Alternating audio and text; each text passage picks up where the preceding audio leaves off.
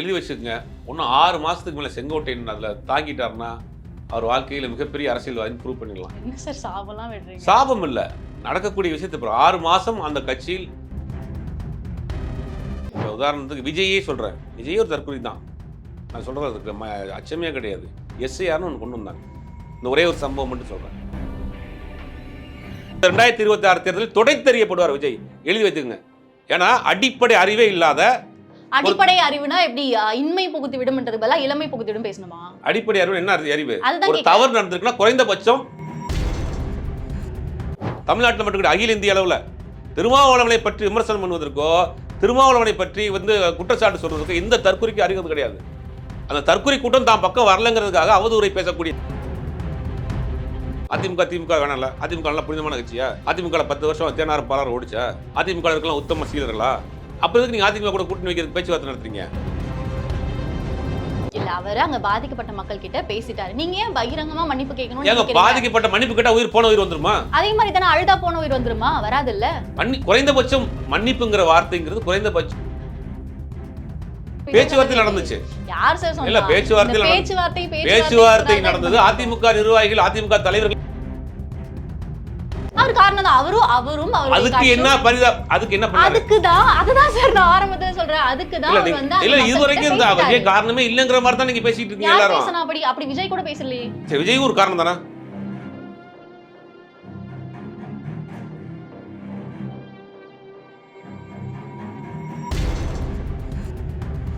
IBN Tamil நேயர்களுக்கு வணக்கம். நான் உங்க கோமதி தேசிங். சமீப காலமா நம்மளுடைய சேனல்ல வந்து பல அரசியல் சம்பந்தப்பட்ட காணொலிகள் பேசிட்டு இருக்கோம். இன்னைக்கு சமகால அரசியல் பேசுறதுக்காக நம்ம கூட சுபைர் அவர்களுக்காக. வணக்கம் சார். வணக்கம். எப்படி இருக்கீங்க? நல்லா இருக்கு.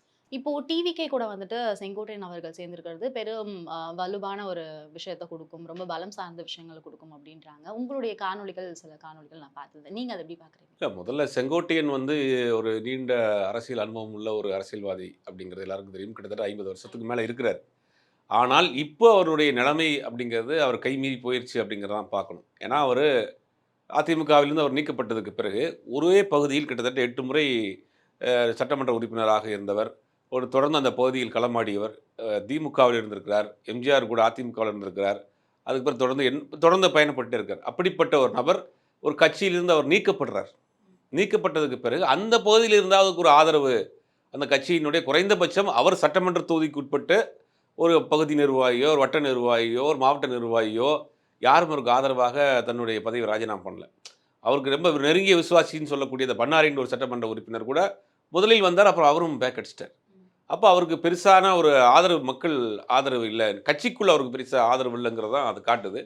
அப்புறம் அவருக்கு இந்த முடிவுங்கிறது எனக்கு தெரிஞ்சு நான் பார்க்கக்கூடிய விஷயத்தில் பொறுத்த வரைக்கும் தவறான முடிவு எடுத்திருக்கிறார் அப்படின்னு தான் பார்க்குறேன். ஏன்னா இவருடைய அரசியல் அனுபவத்திற்கு இவரை முதல்ல அவங்களுக்கு யாருன்னே புரியாது. தாவேக்காவில் இருக்கக்கூடிய யாருக்குமே அரசியல் அனுபவம் உள்ள ஆட்கள் கிடையாது. அப்போ செங்கோட்டையன் யார் அப்படிங்கிறது முதல்ல அவங்க புரிஞ்சுக்கிறதுக்கு கொஞ்சம் நாள் ஆகும். செங்கோட்டையனுடைய அனுபவம், செங்கோட்டையனுடைய அந்த நீண்ட ட்ராவலிங்லாம் பார்க்குறப்ப அவங்களுக்கு முதல்ல புரியாது. அதை புரிய வைக்கிறதுக்கே அவருக்கு ரொம்ப லேட் ஆகும். அப்போ ஒரு தப்பான ஒரு சாய்ஸாக தான் ஒரு தாவேக்காவை தேர்ந்தெடுத்துக்காருன்னு நான் நினைக்கிறேன். செங்கோட்டையன் அவர்கள் தப்பான சாய்ஸா தாவேக்காவை கண்டிப்பா. ஏன்னா அவருடைய இது தெரியாது அவங்களுக்கு. ஓகே. இல்ல இப்போ அவங்க அவங்களுடைய கட்சியில அடிப்படை கட்டமைப்பு அப்படின்ற ஒரு விஷயம் இல்ல தாவேக்கால. சோ அவர் ஒரு 50 வருஷம் எக்ஸ்பீரியன்ஸ் இருக்கு, 9 எம்எல்ஏ மேல இருந்திருக்காரு அப்படின்ற பட்சத்துல அவர் போகும்பொழுது அந்த கட்சியோட கண்டிப்பா வலு அமையும் தானே அப்படின்னு தாவேக்காவுக்கு பயனுள்ள விஷயமா இருக்கும், செங்கோட்டையனுக்கு பயனுள்ள விஷயமா இருக்காது. என்ன சார் சொல்றீங்க? கோயம்புத்தூர் போறாரு, ஈரோடு போறாரு, எல்லாரும் அவர் அப்படி இது பண்றாங்க. இதுக்கு முன்னாடி அதிமுக இருக்கும்பொழுது அந்த அளவுக்கு வரவேற்பு இருந்துச்சான்னு கேட்டா இப்போ உதாரணத்துக்கு சொல்லணும்னா செங்கோட்டையனை பொறுத்தவரைக்கும் ஒரு மாநில லெவலில் ஒரு முக்கியமான ஒரு பதவி அவர் கொடுத்து ஒரு மாநில செயலாளரோ ஒரு அவைத்தலைவரோ அந்த மாதிரி கொடுத்து கட்சியினுடைய இறுதி முடிவு எடுக்கக்கூடிய அதிகாரத்தை அவர் கொடுத்துருந்தாங்கன்னா அது ஒரு கண்ணியமாக இருக்கும். இப்போ இவரால் தன்னிச்சையாக என்ன முடிவு எடுக்க முடியும்? புஷியானந்த் இருக்கார் இப்போ கட்சியோட செயலாளராக, அதற்கு பிறகு தேர்தல் பணிக்குழு செயலாளர் இருக்கிறார், அதுக்கு மேலே தலைவர் இருக்கிறார். இவரால் தன்னிச்சை என்ன முடிவு எடுக்க முடியும்? ஒரு கட்சியில் போகிறாரு, ஒரு மாற்றத்தை செய்யணும்னு நினைக்கிறாருன்னா இவரால் எப்படி எடுத்துட முடியும்? அதுதானே சிக்கல். இப்போ அங்கே என்ன இருக்கிறவங்க என்ன சொல்கிறாங்கன்னா அது ஒரு 3-4 கட்டமைப்பு இருக்குது, அது விஜயை ரீச் பண்ணுறதுக்கே பெரிய கஷ்டங்கிறாங்க. இப்போ சமீபத்தில் கட்சியில் சேர போன பலரும் என்ன கேட்டிருக்காங்கன்னா விஜயை மீட் பண்ணணும், அதுக்கு பிறகு நம்ம கட்சியில் சேரதை பற்றி பேசலான்னு ஒரு பெரிய லிஸ்ட் சொல்கிறாங்க. ஆனால் என்ன சொல்கிறாங்கன்னா விஜயெல்லாம் நீங்கள் கடைசியாக தான் பார்க்க முடியும், முதல்ல எங்களோட பேசுங்க அப்படிங்கிற மாதிரி சொன்னதுக்கு பிறகு தான் அவங்களாம் என்ன அனுபவம் வாய்ந்த அரசியல்வாதிகள் அதுக்கு பிறகு வந்துட்டார். சில பத்திரிகையாளர் கூட போனாங்க. போய் கடைசி நேரத்துலலாம் விஜயை பார்க்க வச்சாங்க. அப்புறம் இவங்களோட கோஆர்டினேட் பண்ண முடியல. ஒரு 3, 4 குரூப்பா இருக்கிறாங்க உள்ள. அவங்களோட மிங்கிள் ஆகி ஒர்க் பண்றது கஷ்டங்கிறாங்க. அப்போ ஒரு மூத்த அரசியல்வாதி நேரடியாக விஜயினோடு தொடர்பில் இருந்தாரு. விஜய் நேரடியாக நியமிக்கப்பட்டு, விஜய்க்கு அடுத்த பதவியில தலைவர் இருக்காருன்னா, அதுக்கு அடுத்த செயலாளரோ, அவைத்தலைவரோ, அந்த மாரி இறுதி முடிவு எடுக்கக்கூடிய இடத்தில் அவர் இருந்தார்னா, அந்த கட்சியை வந்து பலப்படுத்துறதுக்கு பயனுள்ளதா இருக்கும். இப்ப இவர் எப்படி இப்போ ஒரு உதாரணத்துக்கு எடுத்தீங்கன்னா, இந்த கொங்கு பகுதிகள்ல ஒரு ஒரு மறுசீரமைப்பு செய்றாரு. நிர்வாகிகள மாற்ற முடியுமா அவரால குறைஞ்சபட்சம்? புஷி ஆனந்த் காலத்தில போடப்பட்ட நிர்வாகிகள். மன்றத்திலேருந்து இருப்பான். அவன் மேல ஏதாவது பின்னாடி குற்ற பின்புலமா இருக்கும். சரி இவர் வந்து ஒரு கட்சி வேலை தெரிஞ்ச ஆள ஒருத்தன உள்ள கொண்டு வரணும்னு நெனைக்கிறாரு. அப்படின்னு ஒரு முடிவு எடுத்தார்னா, அத எப்படி அங்க மாத்த முடியும்? இப்போ சில பேர் பேசுறாங்க. அது எல்லாமே ஒரு சார்பு பேசுற மாரி இருக்கு. இப்ப நீங்க பேசுறதுமே டிவிகேல இருந்து வைஷ்ணவி வெளில வந்தாங்கல்ல. அவங்க சொன்ன விஷயம் தான். என்ன வந்து விஜய் அவர்கள பார்க்க விட மாட்றாங்க. இந்த மாதிரியான விஷயங்கள்லாம் அவங்க சொன்னது. சோ எல்லாரையும் பார்க்கணும்ன்றதுக்கான அவசியம் கிடையாது. இதெல்லாம் வந்து செங்கோட்டையன் அவர்கள் பேசினாரா அப்படின்னு கேட்டா கிடையாது. அவர் வந்து தலைவர் தான் பேசுறாரு. நான் எடப்பாடியோட தலைமையில வந்து நான் இருக்க மாட்டேன் அப்படின்னு சொன்னவரு. இப்போ பொதுக்குழு கூட்டத்திலயும் இல்ல வந்து பேசுற இடங்கள்லாம் வந்துட்டு பிரஸ் மீட்ல பேசும்பொழுது தலைவர் அப்படி தான் சொல்லி பேசுறாரு. இது வந்து செங்கோட்டையன் அவர்களுக்கு பிரச்சனை இருக்க மாரி தெரியல. பார்க்கிறவங்களுக்கு தான் பிரச்சனையா இருக்க மாரி. இல்ல அது கொஞ்ச நாள்ல தெரியும். எழுதி வச்சுக்கங்க. இன்னும் 6 மாசத்துக்கு மேல செங்கோட்டையன் அதுல தாங்கிட்டாருன்னா, அவர் வாழ்க்கையில மிகப்பெரிய அரசியல்வாதின்னு ப்ரூவ் பண்ணிடலாம். என்ன சார் சாபம்லாம் விடுறீங்க? சாபம் இல்ல. நடக்கக்கூடிய விஷயத்த பாரு. 6 மாசம் அந்த கட்சியில் அவங்களோட மிங்கிள் ஆகி டிராவல் ஏன்னா உள்ளுக்குள்ள வரக்கூடிய தகவல் என்னன்னா, உள்ளுக்குள்ள 3, 4 கட்டமைப்பு இருக்கு. ஏன்னா ஒரு செய்தி அங்க விஜய்ட்ட போய் சேர்றதுக்கே பல நாட்கள் ஆகுதுங்கிறாங்க. கட்சிக்குள்ள நடக்கக்கூடிய ஒரு முக்கியமான விஷயத்தை போய் சேர்றதுக்கே பல நாட்கள் ஆகுங்கிறாரு. இப்போ ஒரு ஒரு நிர்வாக ரீதியான ஒரு சீர்திருத்த முடிவுகள் எடுக்கிறாரு செங்கோட்டையன் அப்படின்னா, அது தலைவருக்கு போய் சேர்றதுக்கே பல மாதங்கள் கூட ஆகும். உள்ளுக்குள்ள இருக்கிற அந்த கட்டமைப்பு. இத வந்து இந்த அரசியல் அவருக்கு புதுசா இருக்கும். இப்ப நேரடியாக அந்த அந்த மாரி ஜெயலலிதாவை பத்தி தெரியும். அவங்க அவ்வளவு ஸ்ட்ரிக்ட்டா இருப்பாங்க. அவ்வளவு எல்லா விஷயத்தையும் கரெக்ட்டா இருப்பாங்க. அவருக்கு கீழ வேல பார்த்தவரு. ஆனா ஈஸியா வந்து அவங்கள ரீச் பண்ணிருவாங்க. ஒரு ஒரு செக்ரட்டரிய அது மட்டும் டைரக்ட் செக்ரட்டரிய பேசுவாங்க. அந்த செய்தி உள்ள போயிரும். ஆனா இங்க அப்படி கிடையாதே. செங்கோட்டையன்ட்டயே விஜயினுடைய ஃபோன் நம்பர் இருக்குமான்னு தெரியல. ம், ம். இப்ப எப்படி அவரு ஒரு நிர்வாக ரீதியா முடிவு எடுப்பாரு? புஷி ஆனந்த் கூட பண்ணுவாரு. புஷி ஆனந்த் வந்து இந்த கட்சியுடைய மன்றமா இருக்கிறப்ப இருக்கிறாரு. அவர் போட்ட நிர்வாகிகள் தான் பல பேரு. ஒரு நிர்வாகிகள் வேலை செய்யல, மந்தமா இருக்கிறானுங்க. மாத்திட்டு வேற நிர்வாகி போடணும்னு ஒரு முடிவு எடுத்தாருன்னு வச்சுக்கங்க செங்கோட்டையன். புஷியானந்த் ஒத்துக்குருவாரா? அவன் மன்றத்திலேருந்து இருக்கிறாய்யா, அவன போய் நீ வந்து தூக்கணுன்றீயா அப்படின்ற என்ன பேச்சுல என்ன நடக்கும்? இதெல்லாம் வந்து என்னன்னா இது கோஆர்டினேட் பண்ணி நேரடியாக விஜயின் தலைமையின் கீழ் நடந்தா சரியா வரும். தமிழ்நாட்டில இருக்கக்கூடிய எல்லா அரசியல் கட்சிகளுமே தலைமை தான் முடிவு எடுக்கும். இங்கே அந்த முடிவு எடுக்கக்கூடிய இடத்துல யாரும் இல்ல. வெளிய வந்த எல்லாருமே அதானே சொல்றாங்க. வெளிய வந்த அங்கருந்து வெளியில வந்த ஆட்கள் என்ன சொல்றாங்கன்னா, அங்க ரீச் பண்ண முடியல. யார கான்டாக்ட் பண்ணணும்னு தெரியல. பல குரூப்பா இருக்கிறாங்க. இதுதான் சிக்கல். இப்ப இவரை போல சீனியர் வந்து விஜய பார்க்கறதுக்கு போய் காத்து கிடப்பாரா? ஒரு தேர்தலை கூட சந்திக்காத ஆட்கள் தான் கூட இருக்கிறாங்க எல்லாருமே. அருண்ராஜ் ஐயராசா இருக்கட்டும், நம்ம புஷி ஆனந்தா இருக்கட்டும். யாருமே எந்த அரசியல் அனுபவமும், அரசியல் கள அனுபவமும் கிடையாது. அப்ப அரசியல் ரீதியாக சில மாற்றங்களை சொல்றப்ப, எப்படி அவங்க ரியாக்ட் பண்ண போறாங்க? இதெல்லாம் நான் வந்து ஒரு அவங்க மேல தவறா சொல்லணும்ல. இதெல்லாம் நடக்க போகுது. ஏன்னா வெளியிலேருந்து வந்தவங்க, உள்ளேருந்து வந்தவங்க ஆட்கள் சொன்ன விஷயத்த வச்சு, இவர் அங்க எப்படி மிங்கிள் ஆக போறாரு? அப்படிங்கிறத பொறுத்து இருந்து தான் பார்க்கணும். நீங்க சில காணொளிகள் பேசும்பொழுதே நான் பார்த்திருக்கேன். அணில்கள் அப்படின்ற வார்த்தைய வந்து உபயோகிப்பீங்க. அதுக்கான அர்த்தம் என்ன சார்? ரொம்ப நாளா கேட்கணும்ன்ற இது. அணில்னா அது ஒண்ணும் கிடையாது. அணில்ங்கிறது ஒரு நல்ல ஒரு ஒரு ஒரு விலங்கினம். அது வந்து ராமருக்கு வந்து குடுத்ததெல்லாம் கதை கேட்டுருப்போம். இப்ப என்ன பண்றாருன்னா, இந்த அணில் வார்த்தை எப்படி வந்துச்சுன்னா, இந்த தலைவா படம் வந்துச்சு. தலைவா படம் வந்தப்ப த டைம் டூ த லீடுன்னு அந்த கீழ அந்த கேப்ஷன் போட்டாங்க. போட்டோனே அப்ப அதிமுக ஆட்சி அந்த அம்மா வந்து பயங்கர கடுப்பாயிட்டாங்க. கோவமாயி இந்த படத்த ரிலீஸ் பண்ணக்கூடாதுங்கிற அளவுக்கு அது ஒரு பெரிய பிரச்சனையா போச்சு. அப்புறம் என்ன பண்ணாங்கன்னா, இவங்க எஸ்ஏசியும், விஜயும் போயி அந்த அம்மா கொடநாட்டுல ரெஸ்ட்ல இருந்தாங்க. அப்ப போய் பார்த்துட்டு அவங்கள்ட்ட வந்து அதுவும் ரொம்ப நேரம் காக்க வச்சு பார்க்க வச்சாங்கன்ற தகவல்லாம் இருக்கு. அப்புறம் பார்த்துட்டு வந்து அவங்க ஒரு வீடியோ போட்டாங்க. விஜய் இப்படி கைய கட்டி பேசிட்டு இருப்பாரு ஒரு வீடியோ. நாங்க வந்து என்னைக்குமே வந்து யாருக்கும் எதிரி கிடையாது. இந்த ஆட்சிக்கு எப்படி நாங்க ஒரு அணில் உதவுன மாரி நாங்க உதவுவோம் அப்டின்னாரு. ஓகே. அதுலருந்து தான் இவருக்கு அணில் என்று பெயர் வந்தது. அணில் பெயருக்கான காரணம். அந்த அந்த அம்மாவுடைய ஆட்சிக்கு அணில் மாரி உதவி பண்ணவர் தான் இவரு. அப்படின்னு அவரே சொன்னதுனால தான் அவர் அதிலிருந்து அணில் என்று அழைக்கப்படுகிறார். ஓகே. அந்த மாரி பார்த்தா இங்க நெறைய பேரு நெறைய இது பண்ணி சொல்லணும். ஓகே. இதெல்லாம் இருந்தாலும் தற்குறி அப்படின்ற வார்த்தையுமே பரவலா பேசப்பட்டுட்டு இருக்கு. ஆக்சுவலா இப்போ நார்மலா ஏதாவது பேசுறாங்க அப்படின்னாலே, என்ன சும்மா சும்மா தற்குறி தற்குறின்றீங்க. டிவிகே கட்சியில ஒரு தொண்டனாகட்டும், இல்ல அடிமட்ட தொண்டனாகட்டும், யார் பேசினாலும் தற்குறின்ற வார்த்தை வந்து இது பண்ணப்படுது. எதனால அந்த தற்குறின்ற வார்த்தை? தற்கொலைனா ஒரு புரிதல் இல்லாம பேசுறது தான். இப்ப உதாரணத்துக்கு விஜய்யே சொல்றேன். விஜய் ஒரு தற்குறி தான். நான் சொல்றதுக்கு அச்சமே கிடையாது. எஸ்ஏஆர்ன்னு ஒண்ணு கொண்டு வந்தாங்க. இந்த ஒரே ஒரு சம்பவம் மட்டும் சொல்றேன். எஸ்ஏஆர்ன்னு கொண்டு வந்தோனே, எஸ்ஏஆர் ஃபார்ம கொண்டு போய் அடிச்சு எல்லாத்துக்கும் தேர்தல் ஆணையம் குடுக்குறாங்க. அதில பார்த்தீங்கன்னா, அதில வந்து படித்த ஆட்கள் கூட அத வந்து ஃபில் அப் பண்றது கஷ்டமா இருக்கு. 2002, 2005 எங்கே போய் தேடுவீங்க? 2002, 2005ல நீங்கள் ஓட்டு போட்டிங்களான்னு ஒரு வெப்சைட்டில் போய் தேடிக்கிங்கன்னா, ஒரு கீரை விற்கிறம்மா, ஒரு பூ விற்கிறம்மா, ஒரு ஆட்டோக்காரனுக்கு எப்படி எங்கே போய் எந்த வெப்சைட்டில் தேடுவார் அவரு? அதில வந்து ரொம்ப எல்லாருக்கும் குழப்பமா இருக்கு, சிரமமா இருக்கு. உறவினர்கள்னு பேர் போட்டிருக்காங்க. உறவினர்கள்லாம் யாரு? அப்பாவா, அம்மாவா, மாமாவா, மச்சானா, பொண்ணு குடுத்தவரா, பொண்ணு எடுத்தவரா? எல்லாரும் தான் உறவினரு. அப்ப எந்த பேர போடுறது? இந்த ஃபார்ம கையில வாங்கிட்டு பலருக்கும் படித்த ஆட்கள் கூட அத ஃபில் அப் பண்ண முடியல. சமீபத்தில கூட இந்த பட்டிமன்ற பேச்சாளர் ராஜா கூட ஒரு பேசின வீடியோலாம் பார்த்தோம். அப்ப இந்த எஸ்ஏஆர்ல ஒரு குளறுபடி இருக்கு. இத எதிர்த்து என்ன பண்றாங்கன்னா, திமுக சார்பில இருக்கக்கூடியவங்க சரி, அதிமுக சப்போர்ட் பண்றாங்க. ம். திமுக என்ன பண்றாங்கன்னா, நீதிமன்றத்துக்கு போறாங்க. ஒரு கட்டத்துல நீதிமன்ற வழக்கு தாமதமாகுதுன்னோனே, அவங்களுடைய நிர்வாகிகள களத்துக்கு இறக்குறாங்க. போய் உதவி பண்ணுங்க. அவங்களுடைய ஃபார்ம வாங்கி ஃபில் பண்ணி குடுங்க. அவங்க ஃபோட்டோ எடுக்கிறதா ஃபோட்டோ எடுத்து குடுங்க. இல்லாட்டி முகாம் போடுங்க. எல்லா வேலையும் பண்ணுங்கன்னு இறக்கி விடுறாங்க. நிர்வாகிகள் களத்துல இறங்கி வேலை செஞ்சுக்கிட்டே இருக்கிறாங்க. ஓகே. இதெல்லாம் நடந்துட்டு இருக்கப்ப 10 நாள் கழிச்சு தான் விஜய் வீடியோ போடுறாரு. ம். அந்த வீடியோலயே விஜய் என்ன சொல்றாரு? இதில திமுக அரசியல் பண்ணுதுங்கிறாரு. ம். இதத்தான் சொல்றேன் தற்குறின்னு. மக்கள் அவன் அல்லாடிக்கிட்டு இருக்கிறான். உன்ட்ட செய்தி போய் சேர்றதே 10 நாள். நீங்க யார எதிர்த்து நீ கேள்வி கேட்டுருக்கணும்? தேர்தல் ஆணையம் இந்த மாரி மக்கள பரிதவிக்க வைக்குதே. சிஎம் சார்ன்னு பேசுனீங்கல்ல. தேர்தல் ஆணையம்னு மேல பேசியிருக்கணுமா இல்லையா? இதில எங்க திமுக வந்துச்சு? பிஎல்ஏ, பிஎல்ஓன்னு இருக்கு. 2 பேர் இருக்கிறாங்க. பிஎல்ஓங்கிறது பூத் லெவல் ஆஃபீசர், பிஎல்ஏங்கிறது பூத் லெவல் ஏஜென்ட். ஏஜென்ட்றவங்க எல்லா பார்ட்டியிலும் இருப்பாங்க. எல்லா கட்சியிலும் இருப்பாங்க. பிஎல்ஓங்கிறது ஆஃபீஸரா இருப்பாங்க. அதாவது கவர்ன்மென்ட் ஸ்டாஃப்ல ஏதாவது டீச்சரா இருப்பாங்க. ஏதாவது ஒரு போஸ்டிங்ல இருப்பாங்க. அவங்க வந்து பூத் லெவல் ஆஃபீஸரா இருப்பாங்க. அவங்க தான் வந்து அந்த ஃபார்ம் இஷ்யூ பண்ணுவாங்க. இவங்க இந்த இஷ்யூ பண்றவங்களுக்கு பிஎல்ஏங்கிறவங்க வந்து சப்போர்ட் பண்ணுவாங்க. எங்கெங்க வீடு இருக்கு, என்னங்கிறத கூட்டு போய் காட்டுவாங்க. இந்த பிஎல்ஏவா இருக்கிற ஆட்கள் பார்த்தீங்கன்னா, பெரும்பாலும் திமுக ஆட்கள் தான் பார்க்குறாங்க. அதிமுக பெருசா களத்துக்கு வரல. விஜய் 10 நாள் கழிச்சு தான் இப்படி ஒரு விஷயமே போகுதுங்கிறது தெரியுது. அப்ப அங்கேயும் வந்து நீங்க என்ன மேபி அவர் எத முன் வச்சு சொல்லியிருப்பாரு அப்டின்னா, உங்களுடன் ஸ்டாலின் அப்டின்னு சொல்லிட்டு ஒரு திட்டம் கொண்டு வந்தாங்க சார். அந்த திட்டத்துல வந்துட்டு அவ்ளோ குடும்பங்கள வந்து உறுப்பினராக சேர்க்கப்பட்டுச்சு. வித்தின் ஒரு கம்மியான டியூரேஷன்ல சேர்க்கப்பட்டுச்சு. ஸோ அப்போ அவ்ளோ சின்ன காலகட்டத்துல நீங்க வந்து இவ்ளோ குடும்பம் இதெல்லாம் வாங்கிட்டீங்க அப்டின்னா, உங்களுக்கு எதுக்காக வந்துட்டு கூட்டணி கட்சிகள்லாம் அப்டின்ற ஒரு கேள்வி வந்து எல்லா அரசியல் தலைவர்களும் மற்றும் சில அரசியல் விமர்சகர்லாம் பேசினாங்க. ஸோ இந்த மாதிரியான ஒரு சு சிச்சுவேஷன்ல இப்ப பண்ணியிருக்கலாம், திமுக பண்ணியிருக்கலாம் அப்டின்றதுனால அவர் பேசியிருப்பாரோ அப்டின்னு. இல்ல எங்களை வேலை செய்ய விட மாட்டேங்கிறாங்க, எங்கள தடுக்குறாங்க அப்படிங்கிறது தான் குற்றச்சாட்டா வைக்கிறாரு. இதுலயும் அரசியல் பண்றாங்க திமுக. இதுல எங்க அரசியல் பண்றாங்க? இப்ப அதாவது பிஎல்ஓவா இருக்கட்டும், பிஎல்ஏவா இருக்கட்டும் 2 பேரும் குடுக்குற ஃபார்ம் வாங்கிட்டு போய் எலக்ஷன் கமிஷன்ல தான் போட போறாங்க. அவங்க தான் அத வந்து ஃபைனலைஸ் பண்ணுவாங்க. நேரடியாக இசிஐ தான் வந்து அத முடிவு பண்ணும். நீங்க ஓட்டரா இல்லையாங்கிறத. இதுல எங்க அரசியல் வந்துச்சு? மக்கள் பரிதவிக்கிறப்ப மக்களோட நிக்கிறது தானே சரியான வழிமுறை. இப்ப அந்த புரிதல் கூட இல்லாம நீங்க வந்து திமுக தான் காரணம்னு சொல்றது தான் என்ன அர்த்தம்? 2வது ஒரு விஷயம் என்னன்னா, நீங்க டிவிகே, டிஎம்கேன்றீங்க இல்லையா? இப்ப ஆல்ரெடி 2024 நடந்த தேர்தல்ல பார்த்தீங்கன்னா, திமுக 40 தொகுதி ஜெயிச்சுச்சு. திமுகவுக்கும் அதிமுகவுக்கும் ஓட் டிஃபரண்ட் இருந்தா கூட அதிமுக 23% வச்சிருக்கு. அந்த ஓட் பேங்க் வச்சிருக்கு.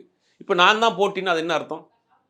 என்ன சார், இது என்ன வந்து ப்ரூஃப் இருக்கு? ஒரு அரசியல் தலைவரா இப்போ வந்து ஃபார் எக்ஸாம்பிள் நீங்க விசிகால இருந்து திருமாவளவன் அவர்கள் எடுத்துக்கோங்களேன். இல்ல வந்துட்டு பாமகல இருந்து வேற யாரா எடுத்துக்கோங்களேன். அவங்க பேசும்பொழுதே நான் யார் கூடயும் கூட்டணி போக மாட்டேன். நான் தான் அடுத்த கட்சியில நான் தான் வந்து அடுத்த தேர்தல் தலைவரா அப்படிதான் பேச முடியும். இல்லங்க நான் கூட்டணி போறேன். நான் தலைவரா மட்டும் தான் இல்ல பேச அது முடியும். அது நீங்க யாரு கூடயும் உங்களுடைய நிலைப்பாட்ட நீங்க சொல்லலாம். தப்பு ம். கிடையாது. போட்டின்னு சொல்றீங்க இல்லையா? இப்ப ஆல்ரெடி அதிமுக, திமுக ஓட் பேங்க் வச்சிருக்காங்க ப்ரூஃப் பண்ணி. நீங்க ஒரு தேர்தல்ல நின்னுட்டு ஒரு 30% வாங்குன பிறகு எனக்கு அவங்களுக்கு தான் போட்டின்னு சொன்னா அது நியாயமா இருக்கும். நீங்க ஒரு தேர்தல்ல கூட நிக்கல. உங்களுக்கு ஒரு இடைத்தேர்தல் வந்துச்சு. ஈரோடு இடைத்தேர்தல் கட்சி ஆரம்பிச்ச பிறகு. அங்க நின்னு நான் ஒரு 30% வாங்கியிருக்கிறேன். வரக்கூடிய தேர்தல்ல நாங்க தமிழ்நாடு முழுக்க ஜெயிக்க போறோம் அப்படின்னு நீங்க சொன்னா அதுல ஒரு லாஜிக் இருக்கு. ஆல்ரெடி ப்ரூஃப் பண்ண கட்சி, ஆளும் கட்சியா இருக்கிற கட்சி, ஓட் பேங்க் உள்ள கட்சி 2 கட்சியும் சொல்றேன். ரொம்ப நாள் இல்ல. ஒரு வருஷத்துக்கு முன்னாடி நடந்த தேர்தல்ல அவங்க ப்ரூஃப் பண்ணி வச்சிருக்காங்க ரெக்கார்டு. அப்படி உள்ள ஒரு கட்சியை இன்னும் கட்டமைப்பே உருவாக்காத, பூத் லெவல் ஒண்ணும் ஏஜென்ட்டே போடாத, நிர்வாகிகளே போடாத ஒரு கட்சி வந்து நான் தான் திமுகவுக்கு போட்டின்னு பேசுறது, அதான் சொல்றோம். தற்குறின்னு அதான் சொல்றோம். அவங்க நீங்க வந்து எதுவுமே பண்ணாம வந்து பூத் லெவல் ஏஜென்ட் கூட போடாம ஒண்ணும் இருக்கிறதுனால நிர்வாகிகளே இது போடல. பண்றாங்க. ஒண்ணும் நிர்வாகி அடிமட்ட நிர்வாகிகளே போடல. இப்ப 41 பேர் இறந்ததுக்கு பிறகு தான் தொண்டர் அணியே போட்டுருக்காங்க. நீங்க ஒவ்வொரு விஷயத்திலும் தான் அவங்க கத்துக்கிறீங்க. அது தப்பே கிடையாது. அது மாரி நான் சொல்றேன் 5 வருஷம் நீங்க கட்சி நடத்துங்க. மக்கள் பிரச்சனைய பேசுங்க. களத்துக்கு போங்க. திமுக எதிர்த்து அரசியல் பண்ணுங்க. பாஜக எதிர்த்து அரசியல் பண்ணுங்க. ஒரு 4, 5 வருஷம் பாருங்க. உங்க கட்சிய வளர்த்துக்குங்க. அடிப்படை கட்டமைப்பை உருவாக்கிக்கங்க. அப்புறம் மக்கள் ஏத்துக்கிட்டாங்கன்னா நீங்க வாங்க. அதுக்கு தப்பே சொல்லல. நீங்க எடுத்த உடனே நீங்க வந்து நாங்க தான் திமுகவுக்கு நாங்க தான் போட்டின்னு சொல்றது, ரேஸ்ல ஓடி வின் பண்ண ஆட்களுக்கும், ரேஸ்க்கு இப்ப தான் வரப்போற ஆட்களுக்கும் வித்தியாசம் இருக்கா இல்லையா? சார் இதுல என்ன சார் விஷயம் இருக்கு? இப்போ வந்து நான் தான் போட்டி அப்படின்றதுல என்ன பிரச்சனை அப்படின்றத கேட்கிறேன். அவர் வந்து நான் போட்டி நான் ஜெயிச்சுட்டேன் அப்படின்னு சொல்லலையே. நான் ஜெயிக்க போறேன். நான் தான் போட்டியில் போட்டின்னு இருக்கலான்னு சொல்லிருக்காரு. சொல்லலாம். ம். போட்டியில் இருக்கலாம். ஒரு போட்டியில ஓட்டப்பந்தயத்துல ஓடுறோம் அப்படின்னா, நீங்க நானும் இந்த ரேஸ்ல இருக்கிறேன். இப்போ இதனால தான் வந்து எல்லாரும் என்ன கேட்கறாங்க அப்படின்னா, அப்ப திமுக பயந்துருச்சா? போட்டின்னு சொல்ல உங்களுக்கு என்ன பிரச்சனை? சொல்லிட்டு போங்க. அத பத்தி சொல்லல. ஆனா நடவடிக்கைகளை பொறுத்தவரைக்கும் தொடர்ந்து என்ன பண்றாங்கன்னா, ஆக்கப்பூர்வமான விஷயம் இல்ல. இப்ப 41 பேர் இறந்து போன அன்னைக்கு நீங்க என்ன செஞ்சிருக்கணும்? நம்ம பழைய கதை தான் இது. மத்த அரசியல் கட்சியா இருந்தா என்ன பண்ணியிருப்பாங்க? களத்துக்கு போயிருப்பாங்க. அவர் வேண்டாம். அவர் வெளிய வந்தாலே கூட்டம் வருதுன்றீங்க. நிர்வாகிகள் எங்க போனீங்க? ஏன் 1 மாசம் ஃபோன ஸ்விட்ச் ஆஃப் பண்ணி வச்சிருந்தீங்க? ஏன் தலைமறைவா இருந்தீங்க? அப்போ ஒரு சின்ன பிரச்சனைக்கு நீங்க வந்து உங்களால ஃபேஸ் பண்ண முடியல. சமாளிக்க முடியல. நீங்க எப்படி தமிழ்நாட்டு 1.5 கோடி மக்கள் எப்படி நீங்க 1.5 கோடி மக்களுக்கு 1.5 கோடி பிரச்சனை இருக்கு. எப்படி நீங்க ஃபேஸ் பண்ணுவீங்க? அப்ப என்னன்னா நான் உங்கள அண்டர் எஸ்டிமேட் பண்ணல. அனுபவம் இல்லை. அனுபவத்த வளர்த்துக்குங்க. அதற்கு பிறகு களத்துக்கு வாங்க. அதுக்கு பிறகு மக்கள் ஏத்துக்கிட்டாங்க. மக்கள் ஏத்துக்கிற மாரியா நீங்க நடந்துக்கிட்டீங்கன்னா, மக்கள் ஏத்துக்கிற போறாங்க. எப்பயுமே ஒரு 10% 15% வந்து ஆல்டர்னேட்டிவா எதிர்பார்த்துட்டே இருப்பாங்க. தமிழ்நாட்டுல எப்பயுமே இருக்கும். விஜயகாந்துக்கு விழுந்த 8% அதுதான்.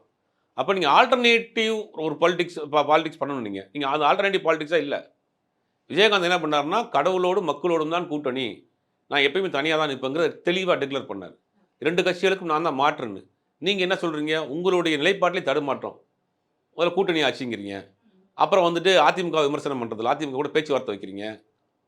அதுக்கு பிறகு என்ன பண்றீங்கன்னா, பாஜக பெருசா விமர்சனம் பண்றதில்ல.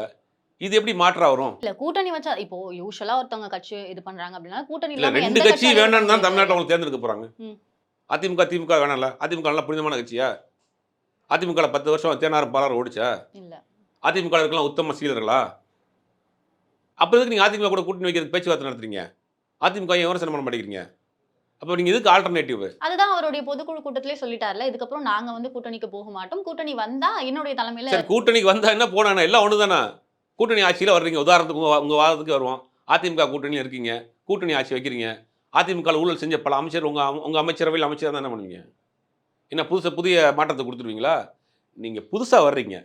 ஆல்டர்னேட்டிவ்னு சொல்றீங்க. தமிழ்நாட்டுல 2 கட்சியும் தப்புன்றீங்க. அப்ப நீங்க ஃப்ரெஷ்ஷா தானே பண்ணணும்.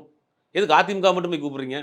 அவங்க வைக்கிறேன்னு சொல்லவே இல்லையே சார். அதிமுக கூட கூட்டணி வைக்கிறேன்னு விஜய் பேச்சுவார்த்தை சொல்லவே நடந்துச்சு. இல்லையே. யார் சார் இல்ல சொன்னா? இந்த பேச்சுவார்த்தையில பேச்சுவார்த்தை பேச்சுவார்த்தை நடந்தது. அதிமுக நிர்வாகிகள், அதிமுக தலைவர்களை விமர்சனம் பண்றது இல்லையே. அதிமுக தலைவர்கள் யாருமே ஊழல் வழக்கு இல்லையா? ம். அந்த அம்மா ஜெயலலிதா மேல ஊழல் வழக்கு இல்லையா? எடப்பாடி அவர்கள் கூட தான் விஜய் விமர்சனம் பண்றது இல்ல. இல்ல. அதான் சொல்றேன். அதான் கள்ள கூட்டணின்றது. இது எப்படி சார் கள்ள கூட்டணி ஆகும்? நீங்க அப்படின்னு பார்த்தா திமுகவை எதிர்க்கிற திமுகல அளவுக்கு இருந்து திமுகவை எதிர்க்கிற அளவுக்கு ஒரு 10% அதிமுக பாஜக யார் சார் ஆளும் கட்சியா இருக்கா? ஆளும் கட்சியா இருந்து எதிர்க்கின்ற அப்ப வேணாம். அததான் அப்ப ஆளும் கட்சி தானே ஆண்ட கட்சியும் எதிர்க்கணுமா இல்லையா?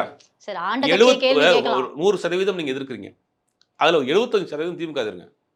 ஒரு 25% நீங்க மத்த ஆளும் கட்சியும் பாஜக எதிர்க்கணுமா இல்லையா? ஒன்றியத்துல நீங்க யார் ஆள்றா? இப்ப சமீபத்துல நடந்த ஒரு மீட்டிங் நடந்துச்சா இல்லையா? ம். அதுல என்ன பேசுனீங்க?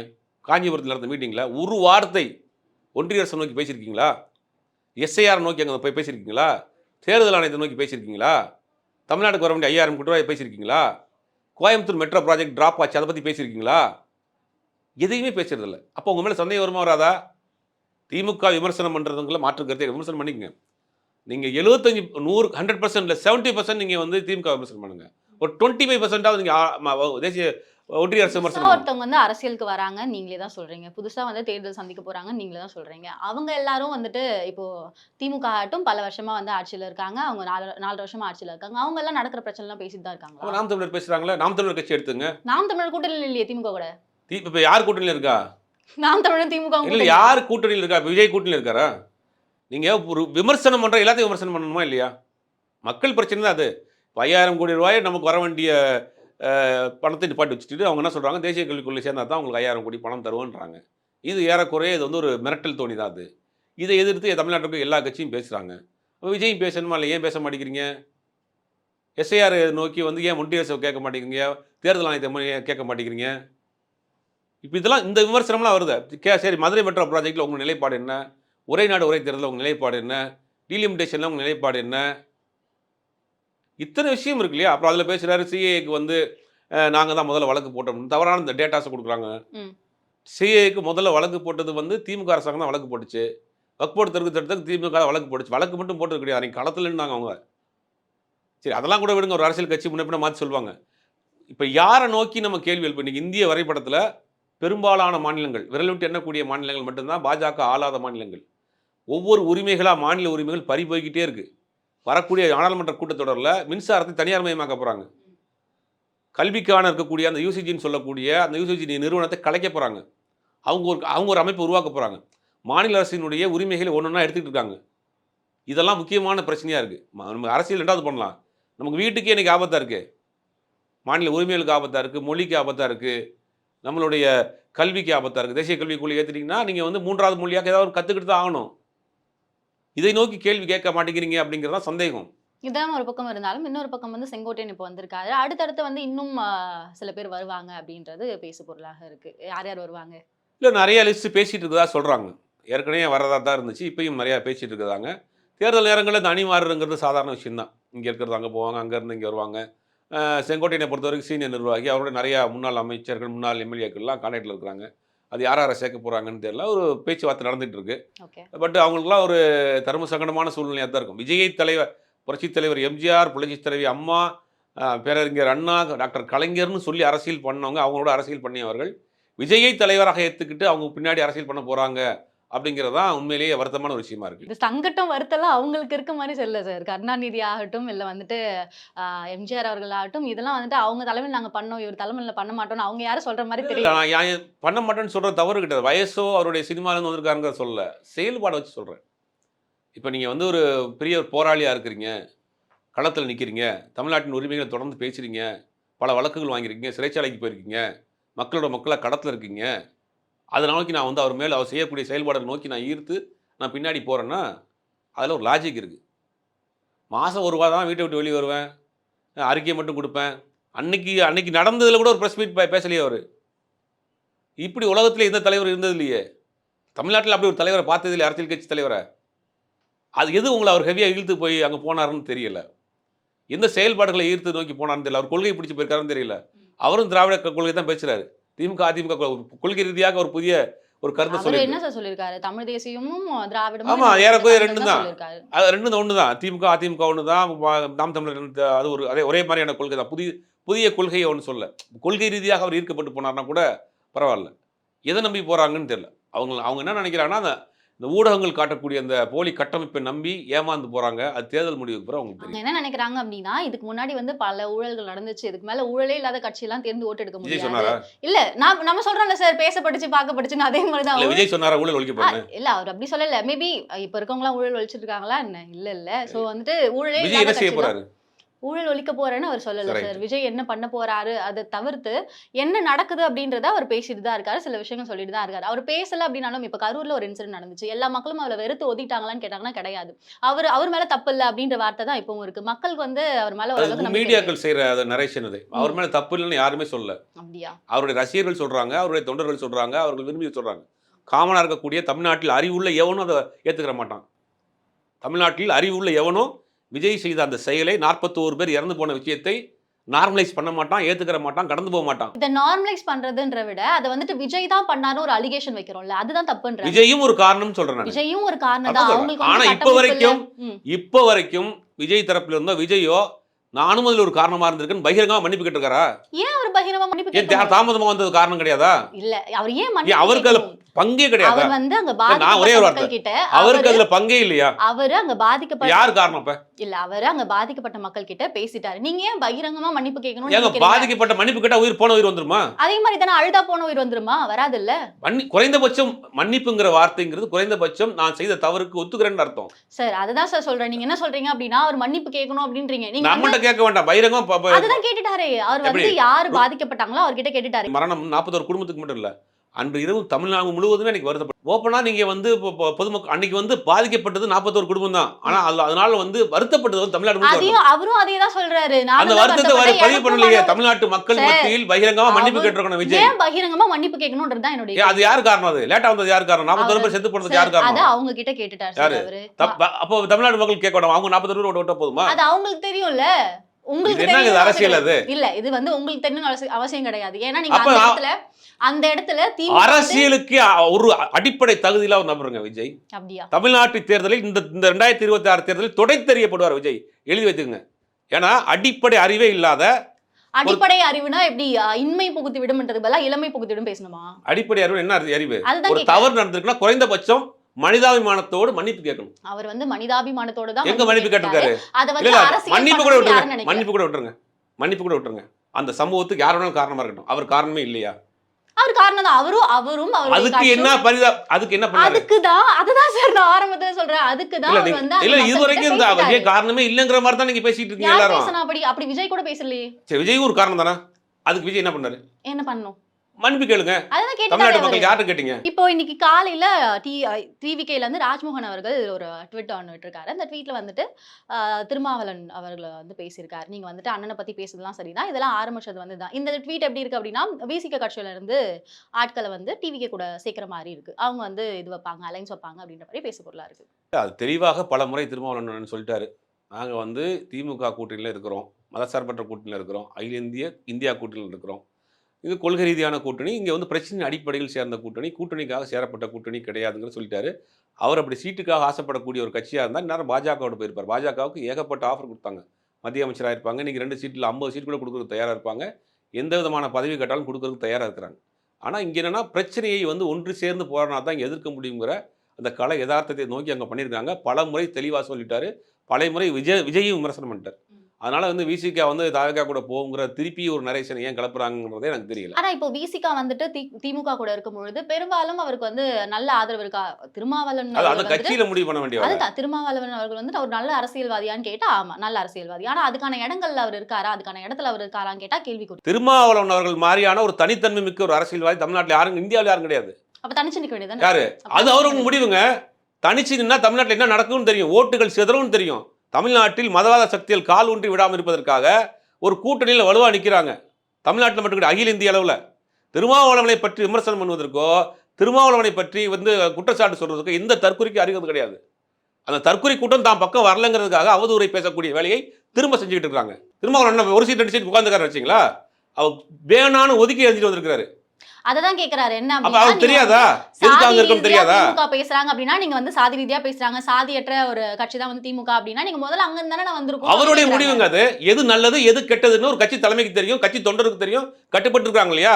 இவர் முடிவு எடுத்து யாரும் கட்சிக்கார வெளியே போனானா? அவர் சொன்னா சரியா இருக்காங்கல்ல? நைட்ல 1 மணி வந்து நின்னா கூட 1000 பேர் நிக்கிறதுக்கு ரெடியா இருக்காங்கல்ல? 1,00,000 பேர் திரண்டதுக்கு ரெடியா இருக்காங்கல்ல? இவருடைய முடிவு எடுத்து தர வெளியே போனாங்களா? கட்சி உடைஞ்சிருக்கா? அப்ப அவர் கட்சியை ஏத்துக்கிட்டாங்க, அவர் முடிவு பண்றாரு. உங்களுக்கு ஏன்? இப்ப தாவேக்காக்கு போக மாட்டாரா? போக மாட்டாரு. அவ்வளவு அரசியல் புரிதல் இல்லாத ஒரு தலைவர் கிடையாது. இந்தியாவிலே மிகச்சிறந்த அளவில் அரசியலை உற்று நோக்கக்கூடிய ஒரு ஆள். அவர் வந்து இந்த மாதிரியான கூட்டத்தை நம்பி போறதுக்கான வாய்ப்பே இல்ல, நடக்கவும் நடக்காது. இப்போ கடைசியா வந்து என்ன விஷயம் அப்படின்னா, எடப்பாடி அவர்கள் 2026ல வந்துட்டு ஒரு மெகா கூட்டணி அமையும் அப்படின்றத வந்து முன் வச்சிருக்காரு. எதை வந்து குறிக்கோளா வச்சு இந்த மெகா கூட்டணி வச்சிருக்காரு? ரொம்ப நாளா சொல்லிட்டு இருக்காரு மெகா கூட்டணின்னு. எதை நோக்கி சொல்றாருன்னு யாருக்கும் தெரியல. இப்ப ஆல்மோஸ்ட் எல்லா கூட்டணியும் முடிஞ்சு அவங்க வேலையை பார்க்க இன்னும் போயிட்டாங்க. பாமகவும் திமுக பாமகவிலே 2 பிளவா இருக்கு. ஒரு பிளவு வந்து அன்புமணி ராமதாஸ் மட்டும்தான் இந்த இன்னொரு பக்கம் பிளவு வர்றதுக்கு வாய்ப்பா இருக்கு. அந்த ராமதாஸ், டாக்டர் ராமதாஸ் அவர் என்ன முடிவு பண்ண போறாருன்னு தெரியல. இந்த ஆல்ரெடி இருந்த கூட்டணியே வந்து பார்த்தீங்கன்னா, ஜான் பாண்டியன் வந்து வெளியே தான் நிற்கிறாரு. அப்புறம் ஏசி சண்முகம் வந்து இன்னைக்கு வேற ஒரு கட்சிக்கு போறதா பேசிட்டு இருக்காங்க. இது பார்த்தா இருக்கிற கூட்டணியே சிதையக்கூடிய சூழ்நிலை தான் இருக்கு. அங்க மெகா கூட்டணிங்கிறதுக்கு எதை நோக்கி சொல்றாருன்னு தெரியல. வேற ஸ்டேட்ல இருந்து ஏதாவது கட்சி கூட அலைன்ஸ் வைக்க போறாராங்கிறது தெரியல. பொறுத்திருந்து பார்ப்போம் சார். அடுத்த அரசியல் களத்துல என்ன நடக்குது அப்படின்னு. நன்றி.